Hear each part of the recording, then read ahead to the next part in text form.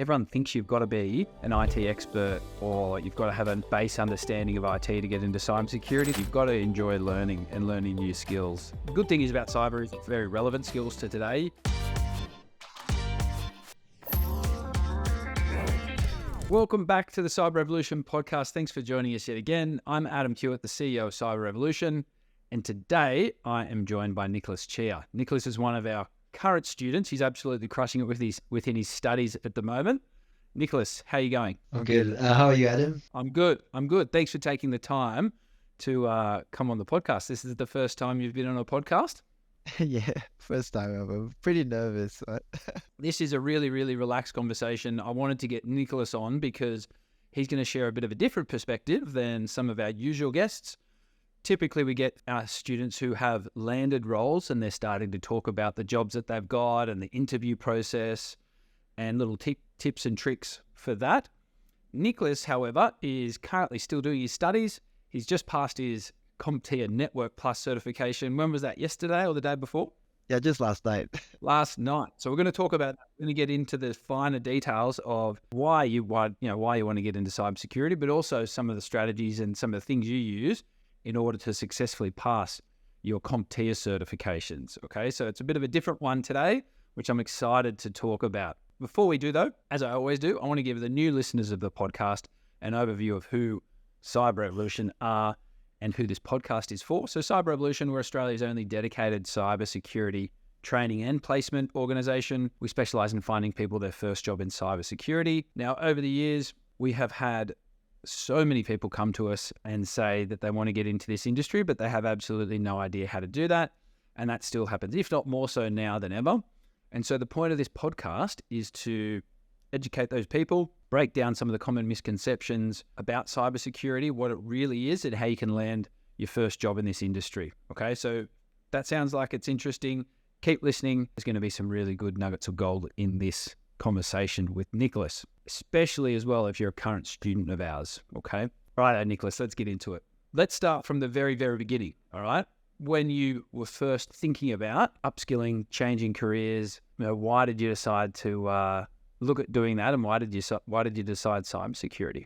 I think it first sparked like something during the pandemic when I was in Melbourne at that time. We were locked down for ages, and I took the time to pick up a skill. So I started with coding at the first, like front-end coding. But I think around after doing a lot of frameworks and stuff, I got a little bit curious with cybersecurity, only because there was this hack that happened in the cryptocurrency space where the hacker stole I think about a few $100 million worth of tokens, and then just a few $100 million, just a cheeky few $100 million. And then he decided to return it back just to prove a point that the network was weak, and it sparked a mild curiosity then, and I started looking into it and just got really interested in cybersecurity, and I felt like there was a gap that needs to be filled at that point. What a lovely criminal who decided to steal $100 million and go, you know what, I'm going to give that back to you just to let you how easy it was to take. Yeah, and it was funny as well because he got offered the job to strengthen the network for them. I was like, wow, this never happens. Yeah, so that's cool. It's a little bit of an unethical way of doing it, but that's called an ethical hacker. That is a role within cybersecurity. Is that familiar with you, that term? Yes.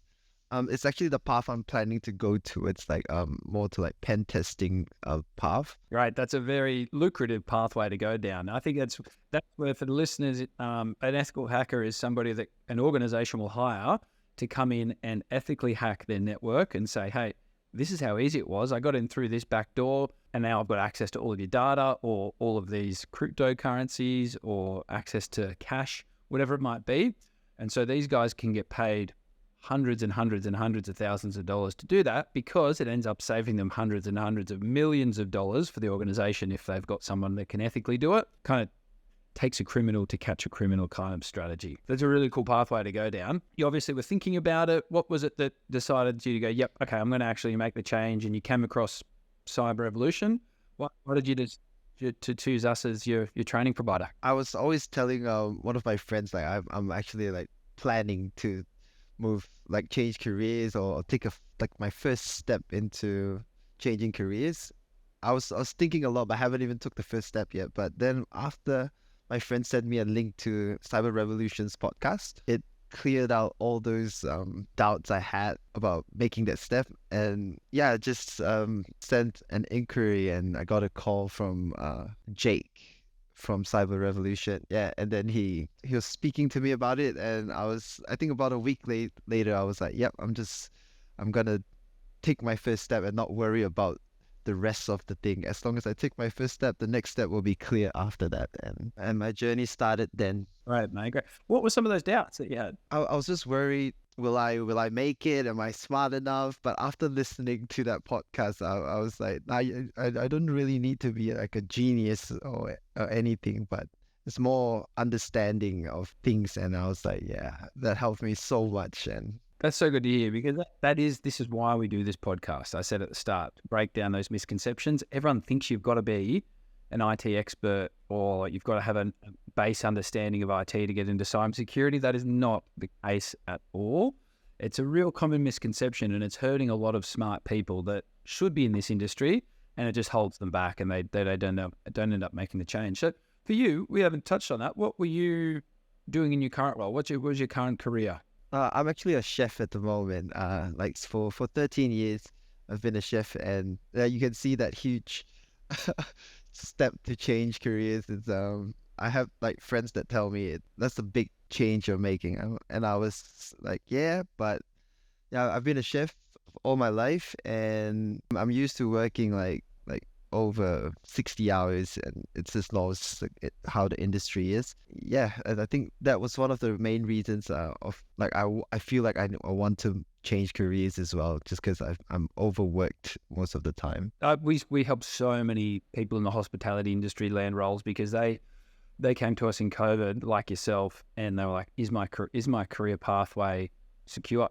Is my industry secure with COVID? And then once even they found out that it was, I think it shifted a lot of people that were in the hospitality industry to go, hey, is this a sustainable industry for me? I'm working 60, 70 hours a week. My body's breaking down. I didn't realize how physically taxing being a chef actually was until we started helping lots of chefs, and they would be like, my back is broken, my legs are sore, all of these things. So is that was a big part of it for you as well? Yeah, like I would come back home and I was just like, I just need the bed.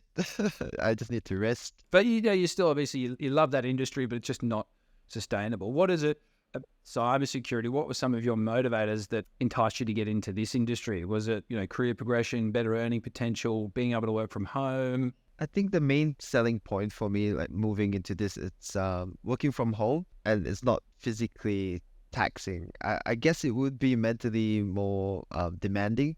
But I like, since I've started like self-educating since COVID, I've been kind of like obsessed with knowledge in a sense. Like I've always like seek to improve myself, and yeah, it's very interesting. I'm so glad you say that. Like that is such a key thing for anyone really, but also for people that want to get into cybersecurity. You've got to enjoy learning and learning new skills. The good thing is about cyber is it's very relevant skills to today. You can now, protect yourself at home, protect your family. Yeah, we often joke once our students start getting some certifications, they instantly become the family IT person. Everyone reaches out to them and goes, can make sure that we're secure at home. And so I'm sure you've had that in your case as well. So you've obviously gone from a chef. You had no previous IT skills, certifications at all. Were you nervous like going, and can I actually do these certifications? Like you've just passed your CompTIA Network Plus, a networking certification.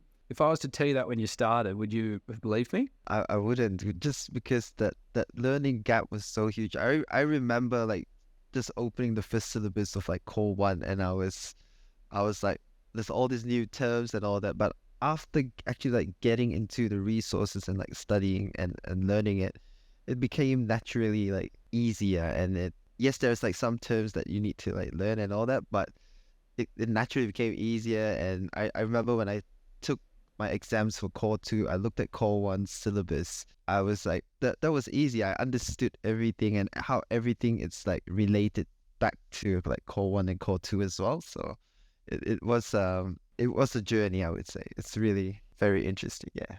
And now you're off and running. We see it so often. Students start their studies, and the first certification for everyone listening is the foundations of hardware. So it's a ground up. It's no assumed knowledge. You can come in not knowing how to turn a computer on, and we start from there. Okay. Some people already know that stuff, but it's also still good to refresh and start from the beginning.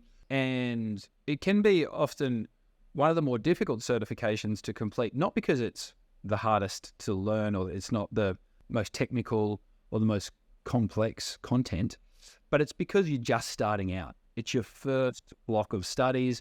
Some people haven't educated themselves for 10 years, and you need to be able to shift out of, your comfort zone, start implementing more, a few hours a week of your studies and your habits, and changing those habits, which can be difficult, which is why the one-on-one support that we provide our students is really, really important. Did you find that was crucial for you, having someone each week to make sure that you've kind of guiding you through that study? Well, because for me, I went out, I wasn't studying for over like 8-9 years, and then having to go back into it was definitely a challenge. But with the student support, Reese helped me so much with just guiding me on like how to start. And he at first it was just like, oh, if you can put in 30 minutes to 1 hour a day, that's good. And I started at like 30 minutes and I felt it was too short. And then I started like, okay, I'll start increasing it. And then Reese was like, yeah, don't pressure yourself. And then I started increasing. But now I do like 3-4 hours a day, and it's easy. It has been like, I would say your mental muscle, you kind of like training your study muscle as well. So, You're training your brain. Your brain is a muscle, right, that needs training. And if it not lays dormant, because you're obviously stimulating yourself, and I know you're working hard, but you're kind of just in autopilot. Like if you're in a career and you've been in the career for 10 years and you can do it with your eyes closed because you've done it every day for 10 years, you're not really challenging yourself. You're not training your brain. Then once you do that, it's like going to the gym. If you haven't gone to the gym in 8 or 9 years and you get back in, you say, hey, I need you to train for 5 days a week straight away, you're not going to do it. It's not sustainable. Yeah. So it's the same with your studies. It's a very specific strategy that we implement for our students is go, look, just to start off with, let's start small and go from there. Because a lot of our students will jump into the training and they'll be like, I haven't studied in years. I'm so keen to get into it. I'm going to do 20 hours a week. And we go, no, you're not. Because that's not sustainable, right? And you're not going to retain all that information because your brain is not used to learning new information. So we start small and we incrementally grow over weeks and weeks and months and get to the stage where you are now, where, as you said, you just do a few hours a day now and you're loving it, enjoying it, and you're soaking in, and you're now keen to learn more and more. Amazing. I want to touch base with around some of the key strategies that you implemented along with Reese, your student success officer, to ensure your success. Okay, so maybe touch on that a little bit. with Reese, we organize a weekly session where we just catch up, and I would update him on my progress, and he would guide me through what my next steps are or how prepared I am with things. And yes, that Reese has been helping me a lot of things. Like even with the most recent CyberCX application, he was guiding me after. I took your advice after the workshop, and he continued. He followed through with other aspects as well, and that was really helpful. Yeah.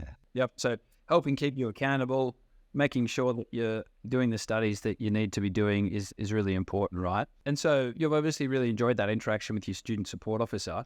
What else did you enjoy, or what do you enjoy most about your studies? Is it the lectures, the practice labs, the mentors, the support? What is it? For me, because I think I'm more like I learn a lot better with books. For me, I felt the books was really, really like resourceful. The lectures was really good as well, but I prefer the books and the practice tests and the labs as well, because for me, I like the lab in a way because if just reading books, I don't know how to physically like move using like computers and stuff.